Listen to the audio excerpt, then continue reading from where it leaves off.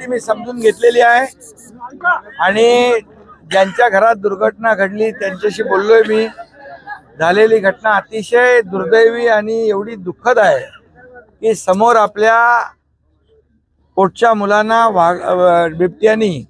शिकार केली, त्याचा मृत्यू झाला। खरं म्हणजे हे अतिशय दुर्दैवी आहे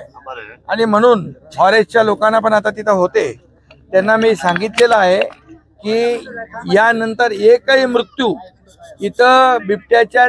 हल्ल्यामध्ये होता कामा नये। त्यासाठी काय फौज आणायची ती आणा, काय यंत्रणा लावायची ती इकडे लावा, पण याच्यानंतर एकही मृत्यू होता कामा नये याची तुम्ही सगळ्यांनी काळजी घ्या। आणि त्याचबरोबर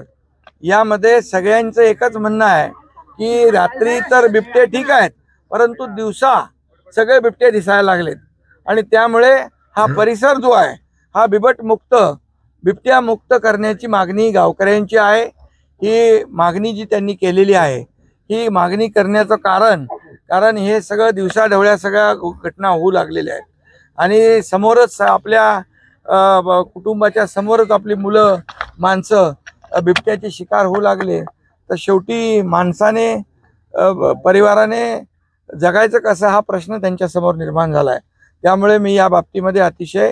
गांभीर्याने मुख्यमंत्री महोदयांशी आणि केंद्र सरकारचे जे संबंधित लोक आहेत यांच्याशी ह्या सगळ्या गोष्टी बोलून आपल्याला याच्यावर यानंतर एकही मृत्यू होऊ नये यासाठी जी मागणी बिबट मुक्त या ठिकाणचं जे काही परिसर आहे तो झाला पाहिजे, तो कसा करायचा, त्याच्यावर काय उपाय करायचे, यापुढे एकही हल्ला एकही मृत्यू होऊ नये यासाठी जे जे काही उपाययोजना करायच्या त्या शासन करेल बिलकुल। आणि त्यासाठी मी स्वतः यामध्ये लक्ष घालीन गांभीर्याने आणि ज्या लोकांना आज हे दुःख भोगायला लागलंय त्यांच्या मागे देखील पाठीशी सरकार पूर्णपणे